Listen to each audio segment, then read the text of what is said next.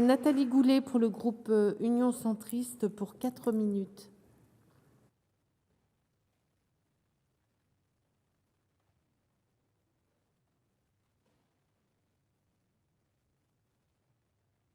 Madame la présidente, madame la ministre, madame la rapporteure, mes chers collègues. Moi, je suis fille et petite-fille de déportés, madame la ministre. Mes grands-parents étaient bouchers rue des Jardins-Saint-Paul, déchus de leur nationalité, spoliés, déportés, morts en déportation. Et Vichy ne les a pas protégés. Et je voulais simplement aujourd'hui, en 4 minutes, faire un témoignage, madame la ministre. Vous voyez, j'ai en main un document qui est la fiche de spoliation de ma grand-tante à Douai, dans le Nord, cher Patrick Caner, d'une vente du 24 août 42. C'était assez peu, la vente de spoliation de leur petit magasin de chapeaux à côté de ce qui allait leur arriver le 11 septembre 42, qui était la grande rafle des Juifs du Nord. Et puis, le 25 juin 42, un document du comptable qui explique que n'ayant pas reçu d'instruction de l'autorité allemande, il ne savait pas quoi faire des biens. C'est l'original que ma mère a gardé depuis toutes ces années. Elle a 93 ans aujourd'hui. La spoliation des œuvres d'art, c'est ça. La spoliation des Juifs de France, c'est ça. Et c'est la raison pour laquelle je fais un effet d'audience, si j'ose dire, pour vous dire, madame la ministre, à quel point ce texte est important, à quel point il est important, à quel point il est signifiant, à quel point il n'a pas grand-chose à voir avec le Bénin, à quel point il est douloureux.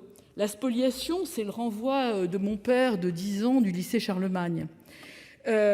C'est aussi, évidemment, le travail qui a été fait depuis par la commission Mattéoli, qui était à Douai, président des Charbonnages de France et que nous avons bien connu, de Corinne Bouchoux, qu'on a longuement cité. C'est aussi la spoliation de biens, de linge de maison, de petites choses, de petites gens. Mes grands-parents étaient bouchers 22 rue Saint-Paul. Ils n'avaient absolument rien. Ils ont été spoliés quand même de tout ce qu'ils avaient, y compris leur vie, évidemment. Et puis, par miracle, 2 petits chandeliers ont été retrouvés. Vous savez, comme le chandelier enterré de Stéphane Zweig. C'est le bien le plus précieux de notre famille aujourd'hui. C'est en pensant à eux que j'interviens à la tribune aujourd'hui.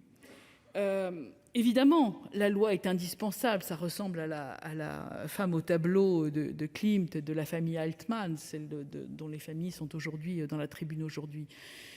Mais les 4 minutes qui me sont consacrées aujourd'hui, je voudrais, moi, les consacrer à tous les autres, à tous ceux dont on ne parle pas, qu'on a oubliés. Il ne faut pas réduire la spoliation à des gens qui avaient des œuvres d'art. C'est 70 000 Juifs de France, sont des femmes, des hommes modestes dans leur ensemble, qui, évidemment, tailleurs, marchands ambulants, vous connaissez aussi bien que moi cette histoire douloureuse. Alors, madame la ministre, puisque moi j'ai en main des documents de 1942 en origine, je pense que d'autres personnes en France ont aussi ces documents.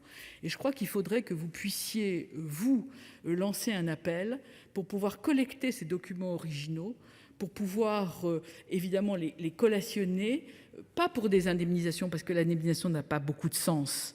Ce qui est important, c'est la reconnaissance. C'est aussi de pouvoir avoir ces documents, de pouvoir les mettre dans un musée, pouvoir les mettre aux archives, pour savoir que Soloniki, le 24 août 42, il y avait 2 pieds de mannequin à 250 francs à l'époque, une petite cuisine à 500 francs, que tout ça a été enregistré le 29 août 42 à l'Hôtel des Ventes, 7 rue du Gouvernement à Douai. Je dépasse mon temps de parole, madame la ministre, madame la présidente, pardonnez-moi.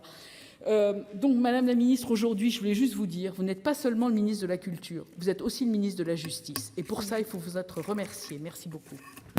Merci, chers collègues. Merci.